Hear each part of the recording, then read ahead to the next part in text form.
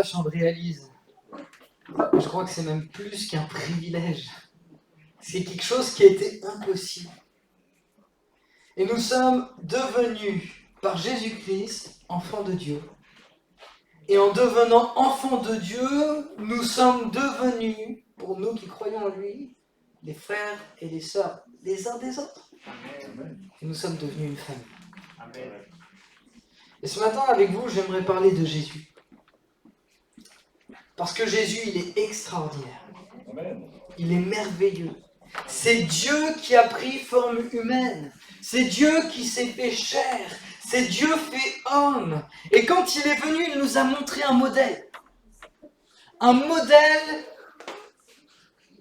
qui va produire ce que Dieu attend de nous. Je ne sais pas si c'est très français ce que je viens de dire. Mais en gros, souvenez-vous, apôtre Paul dira ceci, ayez en vous les sentiments qui étaient en Jésus-Christ. Et je pense que Dieu, se faisant homme, nous a montré ce qu'il attendait de chacun d'entre nous. Et j'aimerais qu'on puisse s'arrêter ensemble, ce matin, sur ce que Jésus a fait. Alors qu'est-ce qu'il a fait? Marc chapitre 3, verset 10. Car comme il guérissait beaucoup de gens, tous ceux qui avaient des maladies se jetaient sur lui pour le toucher. Nous voyons dans ce passage extraordinaire la portée surdimensionnée du ministère de Jésus. Un ministère de puissance. Un ministère de guérison. C'est Dieu fait homme, c'est Dieu qui révèle au travers de son Fils Jésus-Christ ce qu'il est, quels sont ses désirs. Et quand Jésus agit, et qu'il est en train de mettre en place toutes ces guérisons, il montre quel est le cœur du Père. Lorsque Jésus va venir sur cette terre, il va se passer quelque chose d'inédit dans l'humanité. Dieu le Père va proclamer « Celui-ci est mon Fils bien-aimé, en qui j'ai mis toute mon affection ». Il va se passer une seconde chose tout à fait surnaturelle elle aussi. Une colombe va descendre. C'est la représentation du Saint-Esprit. Et elle se pose sur Jésus. Et c'est à partir de ce moment-là, où il y a le Saint-Esprit qui est sur Jésus, que Jésus va commencer son ministère, que le Saint-Esprit va opérer un ministère absolument extraordinaire au travers de Jésus-Christ. Est-ce qu'on est d'accord avec ça? C'est qu'à partir de ce moment-là. Est-ce que tous les miracles et toutes les guérisons sont faites uniquement parce que c'est le Fils de Dieu? Moi, je crois personnellement que Jésus, il a été limité. C'est ce que la Bible dit. Il a pris une forme de serviteur. Il s'est abaissé. Et je crois qu'il a été dépendant du Saint-Esprit. Et j'aimerais qu'on puisse réaliser ensemble ce matin que c'est le même Esprit qui est descendu sur Jésus, qui est descendu sur nous.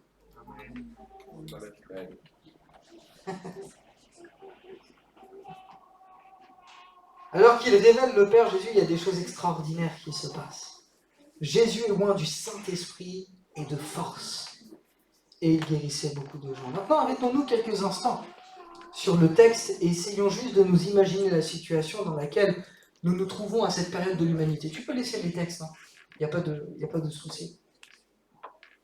Je pense que quand on lit la Bible, on essaie un petit peu parfois d'embellir les choses, ou plutôt de les imaginer comme nous, on voudrait qu'elles soient.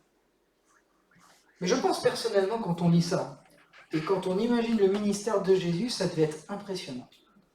Et ça devait être déroutant. On devait se dire, mais c'est la pagaille totale.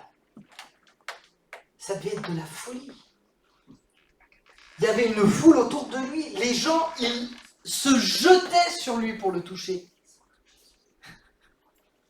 Ils se jetaient. Wow, il n'y a que moi.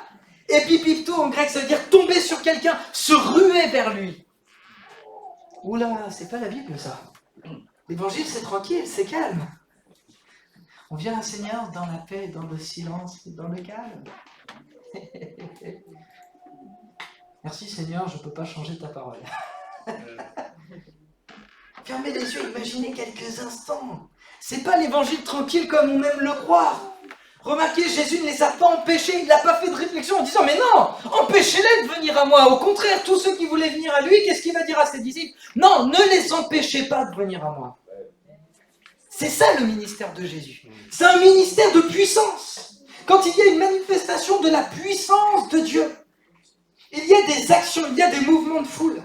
Il y a des choses que nous ne pouvons pas contrôler. Et Jésus n'a pas essayé de les empêcher sous prétexte qu'il faut se tenir, que c'est raisonnable, que ce n'est pas correct, qu'il faut garder de la bienséance.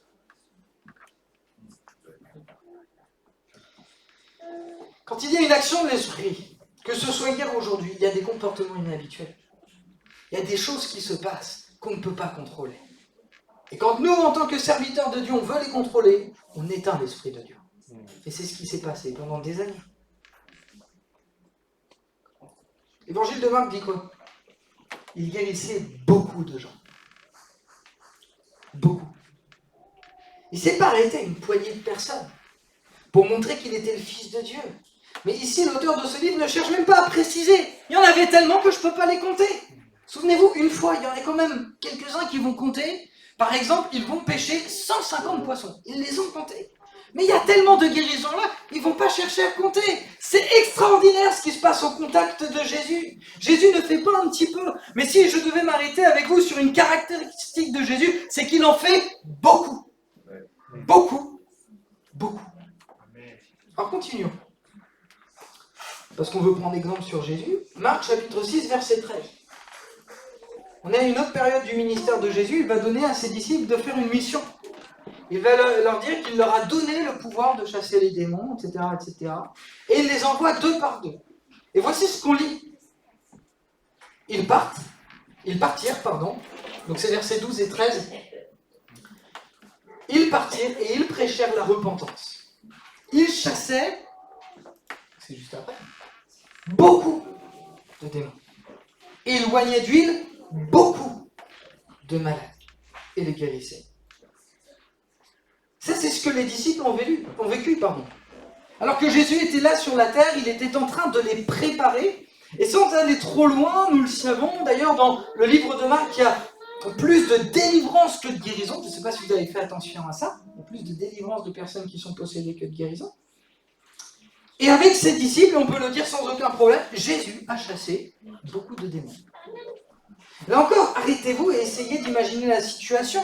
Relisons l'évangile tel qu'il est véritablement, et pas forcément tel que nous, on aimerait le voir.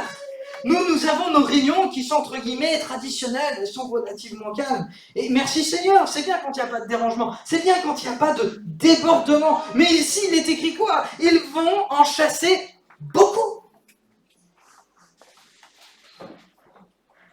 Souvenez-vous, quand Jésus sera face à des personnes qui font des cas de possession, qui sont des personnes possédées, ils feront face à différentes manifestations. Et qu'on le veuille ou non, là aussi, quand il y a la puissance de Dieu qui se manifeste, c'est tout sauf calme. Alors du coup, il n'y a plus personne pour la vidéo, mais du coup, j'aurais voulu lire avec vous deux passages, c'est pas grave, Non, mais t'inquiète pas, on va le lire. Bon, bah je te remercie. Normalement, toutes les références sont rentrées. On va lire la Bible, Matthieu chapitre 17, versets 14 à 18. On va prendre comme ça un exemple très concret. Lorsqu'ils furent arrivés près de la foule, un homme vint se jeter au-devant, à genoux, devant Jésus. Et il dit, Seigneur, aie pitié de mon fils, qui est lunatique, et qui souffre cruellement. Il tombe souvent dans le feu et souvent dans l'eau. Je l'ai amené à tes disciples et ils n'ont pas pu le guérir. Race incrédule et perverse, répondit Jésus, jusqu'à quand serai-je avec vous? Jusqu'à quand vous supporterai-je? Amenez-le-moi ici. Jésus parla sévèrement au démon qui sortit de lui, et l'enfant fut guéri à l'heure même. Amen. Ici, on insiste à une délivrance. Il n'y a rien d'extraordinaire, ok? Pourquoi? Parce que certainement l'auteur s'est dit, c'est pas vraiment ce que j'ai envie de partager. On relit le même passage maintenant, mais dans l'évangile de Marc au chapitre 9, et au verset 24 et au verset 27. Aussitôt, le père de l'enfant s'écria, je crois, viens au secours de mon incrédulité. Jésus, voyant accourir la foule, menaça l'esprit impur et lui dit, esprit muet et sourd, je te l'ordonne, sors de cet enfant et n'y entre plus. Et il sortit, en poussant des cris. Et en l'agitant avec grande violence, l'enfant devint comme mort, de sorte que plusieurs disaient qu'il était mort. Mais Jésus, l'ayant pris par la main, le fit lever et se tint debout. C'est exactement la même histoire. C'est le même enfant. Sauf que là, on a les détails sur ce qui se passe véritablement. Quand il y a une action de libération. L'évangile, c'est peut-être pas aussi tranquille que ça. Et ça, c'est l'évangile tel qu'il est écrit, tel que nous devrions le voir. Comme je le disais, les différents auteurs de l'évangile ne vont pas s'arrêter sur tous les aspects, mais l'évangile, c'est tout sauf qu'un. Il ne faut pas se voiler la face. C'est la délivrance, c'est la manifestation de la puissance de Dieu. Cependant, le point sur lequel je veux m'arrêter avec vous, c'est qu'ils vont chasser beaucoup de démons. Beaucoup. Et ils vont moindre d'huile beaucoup de malades. Une fois, on m'a fait la réflexion, quand j'étais à l'église de Saint-Étienne, pourquoi vous faites l'onction d'huile à des personnes qui ne sont pas converties? Parce qu'on m'a ressorti le verset dans Jacques chapitre 5 qui dit que l'onction d'huile, eh bien, c'est dans le cadre de l'église. Mais ici, c'est très intéressant, parce que l'onction d'huile n'est pas réservée aux membres de l'église. D'ailleurs, l'église n'existe même pas. Bon bref, je referme ma parenthèse. On va continuer ensemble sur ce que Jésus a fait. Jean chapitre 21, verset 25. Jésus a fait encore beaucoup d'autres choses. Si on les écrivait en détail, je ne pense pas que le monde n'ait pu les contenir les livres qu'on écrirait. Jésus en a fait beaucoup.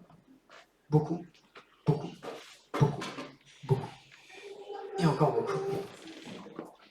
Beaucoup en grec c'est pollus. Et ça signifie un grand nombre, une grande quantité. Jésus est venu et il nous a montré l'exemple. Et Jésus, il a fait beaucoup d'autres choses. Il ne s'est pas contenté du peu qu'il aurait pu nous donner, nous offrir, mais il a tout donné. Et il nous a montré l'exemple. Et nous qui sommes ses disciples, nous sommes appelés à suivre ce même chemin. Alors maintenant, on va reprendre un texte qu'on a lu il n'y a pas longtemps ensemble, Jean chapitre 15, verset 22. « Tout sarment qui est en moi, et qui ne porte pas de fruit, il le retranche.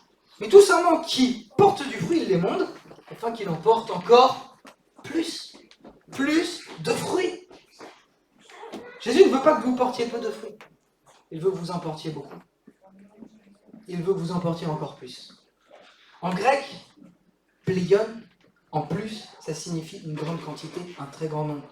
En d'autres termes. Et pour revenir au terme que j'utilise depuis tout à l'heure, Jésus veut que vous portiez beaucoup de fruits.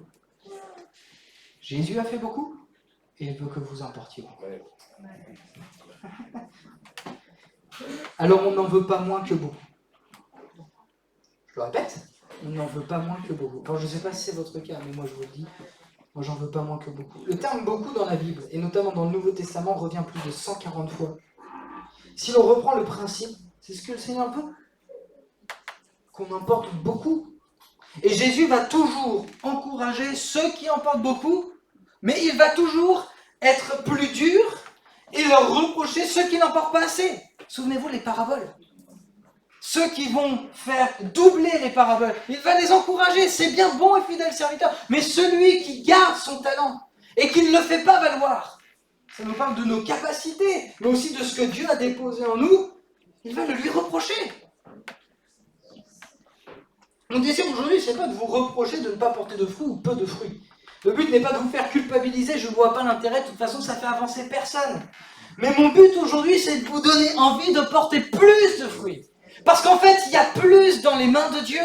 Et on peut vivre plus que ce qu'on vit aujourd'hui. Amen.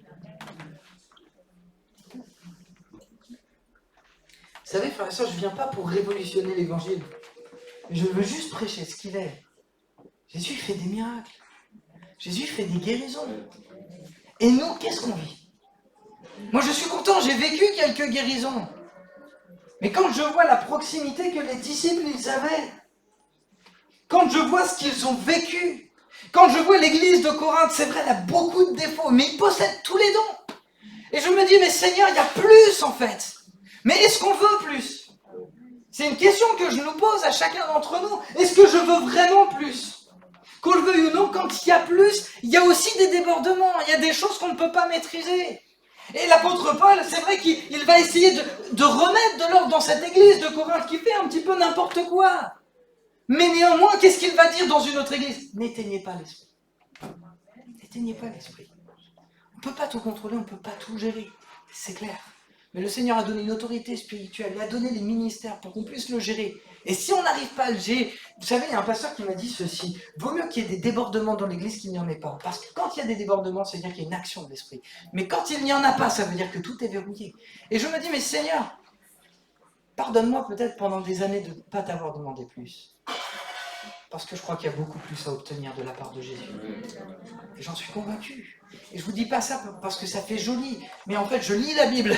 Je lis la même Bible que vous. Et je me dis, mais il y a place pour plus. Pour tellement plus. La Bible dit que l'évangile est une puissance de salut pour quiconque croit. Frères et sœurs, nous avons un grand Dieu qui a fait beaucoup de choses. Et ce grand Dieu nous appelle au même titre que lui à faire beaucoup de choses pour lui. Et à vivre beaucoup de choses avec lui. Aujourd'hui, c'est la Pentecôte. Et souvenez-vous ce que le Seigneur a promis. Et ce qu'il va accomplir 10 jours plus tard. Acte chapitre 1, verset 8. Vous recevrez une puissance. Le Saint-Esprit survenant sur vous et vous serez mes témoins. C'est la mise en pratique de l'action et de la puissance de Dieu. Le baptême dans le Saint-Esprit, ce n'est pas simplement parler en langue, mais c'est un revêtement de puissance pour être des témoins d'un grand Dieu et pas d'un petit Dieu. Arrêtons aujourd'hui de croire au mensonge du diable, de nous faire douter de la grandeur et de la puissance de Dieu. Si Dieu nous a revêtus de son esprit, c'est parce qu'il nous qualifie pour la mission à laquelle il nous a conviés. Mais si je ne mets pas en pratique ce que Dieu m'a donné, je ne vivrai pas l'évangile.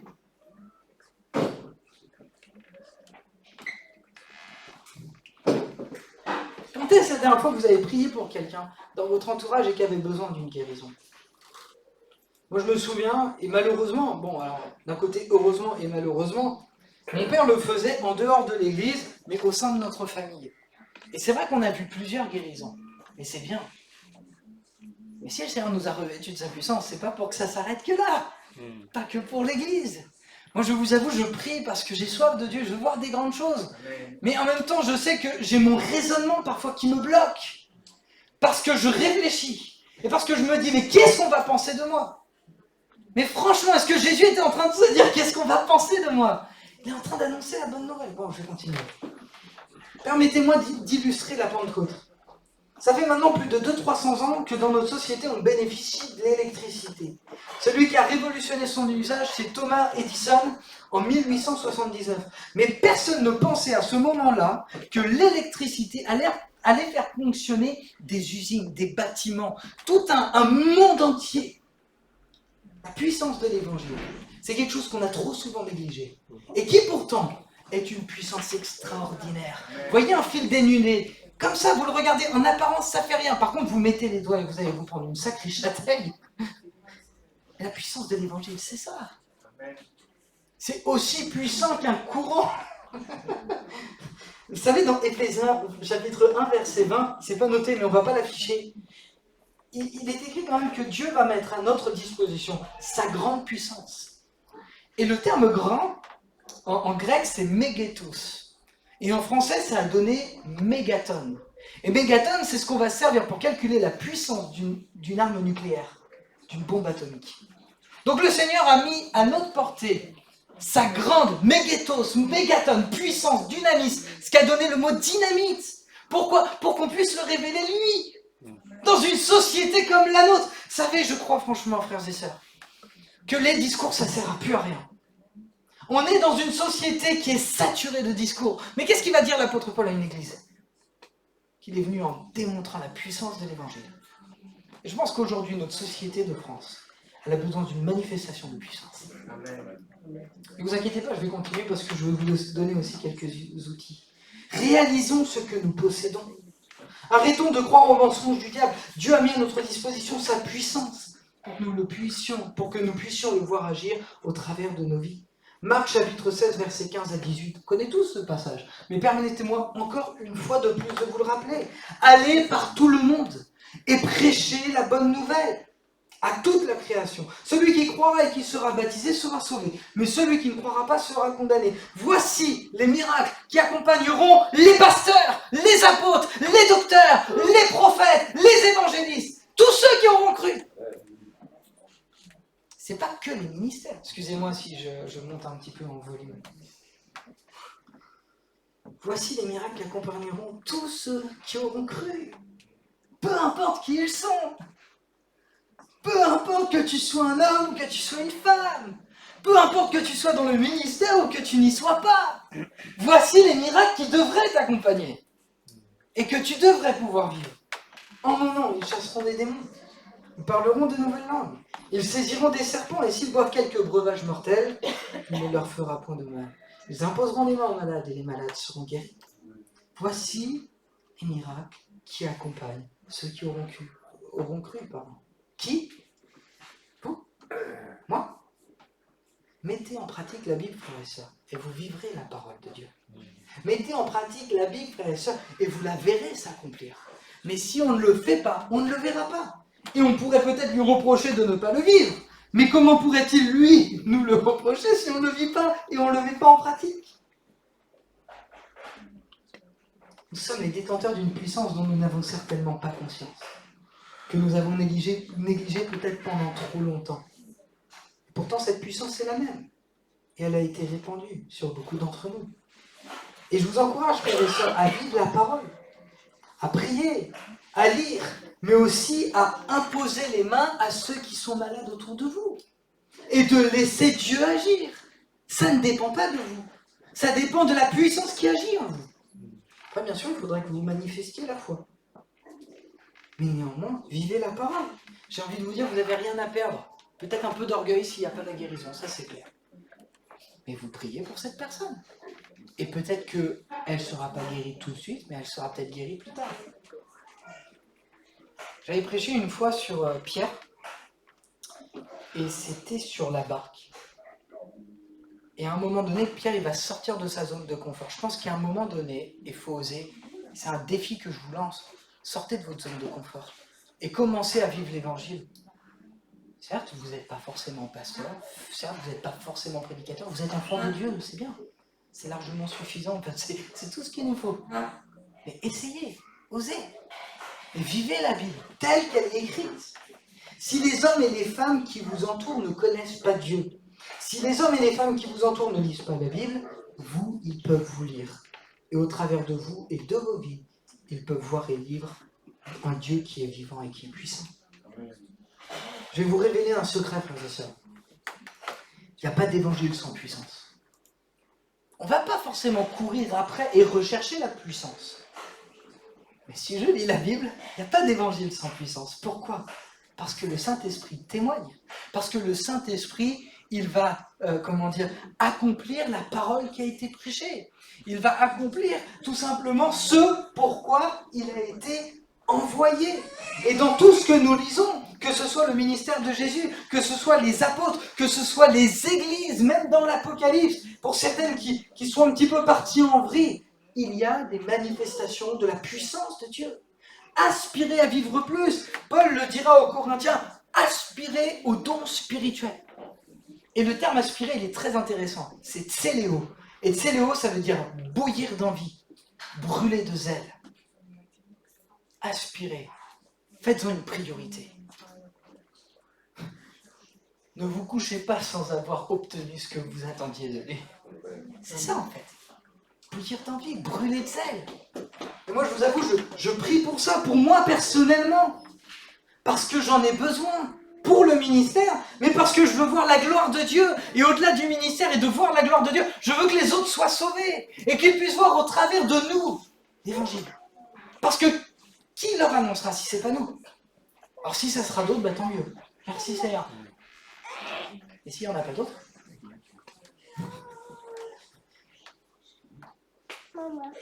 De Timothée chapitre 1 verset 7.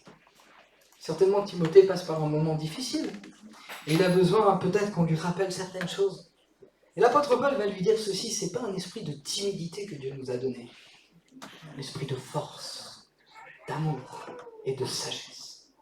N'aie point honte du témoignage à rendre de notre Seigneur, ni de moi son prisonnier.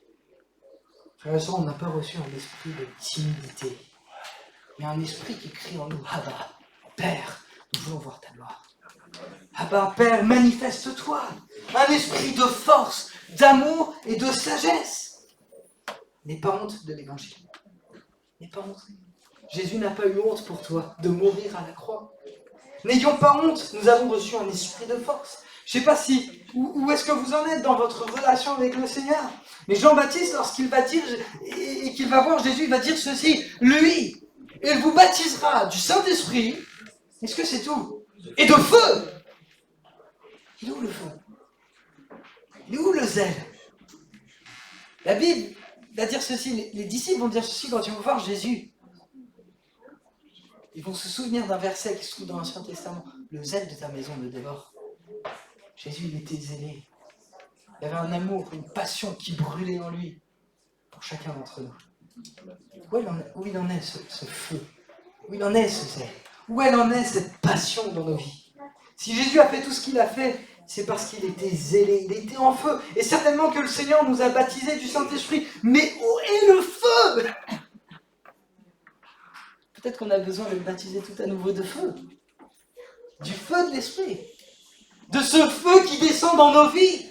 Pour moi, les deux sont indissociables et pourtant nous devons le reconnaître. Certains ont été baptisés du Saint-Esprit, ils parlent en langue, mais il n'y a plus le feu. Seigneur, que ton feu descende dans nos vies, sur chacune de nos vies. Vous le savez certainement, à l'heure actuelle, il y a beaucoup de sujets de préoccupation. Il y a la politique, il y a l'état de notre planète, il y a les guerres dans le monde. Mais vous savez, le problème dans tout ça, c'est pas de nous concentrer excessivement là-dessus. Mais le problème, c'est que parfois, ça détourne véritablement notre attention de la mission qui nous a été donnée. Si seulement il n'y avait que ça, en toute honnêteté. La mission qui nous a été donnée, c'est de partager l'Évangile. C'est de nourrir cette intimité avec Jésus. C'est de le refléter, quoi. Après, bien sûr, il y a toutes nos responsabilités, il y a tout ce que nous pouvons faire. Moi-même, je me tiens informé de tout ce qui se passe. Mais je ne veux pas que toutes ces choses-là prennent le pas sur ma relation avec Dieu. Et je ne veux pas que ça vienne éteindre le zèle qu'il a mis dans mon cœur. Où est la puissance de Dieu? Je ne sais pas pour vous, mais je veux voir Dieu à l'œuvre. Et je veux me soucier davantage de son œuvre, de son action. Alors je vais bientôt terminer.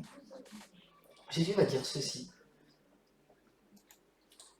Demandez, et l'on vous donnera. Cherchez, et vous trouverez. Frappez, et l'on vous ouvrira.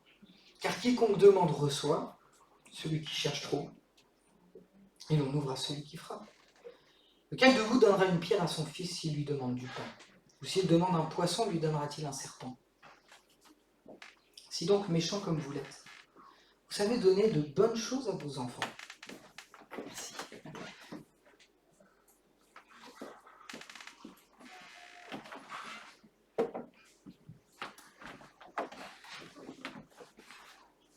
À combien plus forte raison votre Père qui est dans les cieux donnera-t-il de bonnes choses à celui qui les lui demande? Tout se trouve là. Oui, il y a ce que j'ai dit et j'ai tout simplement rappelé ce qu'est la Bible, ce qu'est l'Évangile. Maintenant, tout dépend, vous, de votre soif. Et si vous avez soif, demandez et vous recevrez. Demandez-le d'un cœur sincère. Demandez-le d'un cœur sincère. Je dois reconnaître pour ma part, et je vais vous parler un petit peu de moi, que j'ai toujours eu soif de Dieu et de voir des choses. Mais je dois reconnaître que quand j'étais jeune converti, j'avais une soif qui était un peu plus grande. Et j'étais capable de rester des heures à prier dans la présence de Dieu pour vivre une expérience, celle d'entendre sa voix. J'étais capable de rester des heures. Et j'ai dû faire un constat il y a de ça quelques mois, de me dire, mais en fait, t'en es plus là, Lévi. Bien sûr, c'est vrai que mes objectifs ne sont plus les mêmes. Mes préoccupations ne sont plus les mêmes. Mais il n'y avait plus cette soif. Vous voyez? En fait, je pense que c'est pour ça que la Bible nous parle d'un courant d'eau. Elle ne nous parle pas d'une eau qui stagne, en fait. Elle nous parle de quelque chose qui a besoin d'être continuellement renouvelé, qui a besoin d'être continuellement changé. Et pour ça, il faut venir auprès de lui. Et moi, j'ai eu besoin de ça. Et j'ai eu besoin que le Seigneur me renouvelle. Et que le Seigneur, à nouveau, peut-être me baptise de ce feu. Parce que sans le feu, il y a moins de conviction, il y a moins de zèle, il y a moins d'envie, il y a moins de désir. Je prie vraiment pour que vous puissiez demander, que vous puissiez vous recevoir. Moi, personnellement, pour ma part, je ne veux plus avancer sans qu'il y ait de manifestation de la puissance de Dieu. Je ne veux plus avoir honte de l'évangile sous prétexte que je dois respecter la liberté des autres. Cette liberté, elle est bonne, mais parfois, elle est un obstacle pour nous. Parce qu'en réalité, ce dont ils ont besoin par-dessus tout, c'est de quoi? C'est de l'évangile. Jésus en a fait beaucoup, et il veut que nous en fassions beaucoup. Alors demandez, recevez, et ensuite partagez. Osez, prenez des risques, priez pour les malades qui vous entourent, dans votre famille, imposez les mains. Et vous savez, il n'y a pas besoin de dire 10 000 paroles. Seigneur, s'il te plaît, si tu le veux, guéris-les. Non. Au nom de Jésus, Père, pose ta main, guéris-les. Amen. Il n'y a pas besoin de prière qui dure une éternité, où on est en train de demander à Dieu ce qu'il nous a déjà donné. Mais non, maintenant, Seigneur Jésus, c'est ta volonté, donc agis. Moi, je fais ce que tu me demandes. Rien de plus. Et je veux rester simple dans ma relation avec Dieu. Notre foi, on ne la place pas sur nos capacités. Le but, c'est pas que ce soit nous qui soyons vus, mais le but, c'est que ce soit lui qui soit vu. Donc, de toute manière, on n'agit pas avec notre puissance, on agit avec sa puissance. Amen. La Bible dit ceci dans le psaume 104, verset 4. Il fait des vents ses messagers et des flammes de feu ses serviteurs. Est-ce que vous en voulez beaucoup? Est-ce que vous en voulez beaucoup? Amen. On va fermer les yeux ensemble et on va rester là dans cette attitude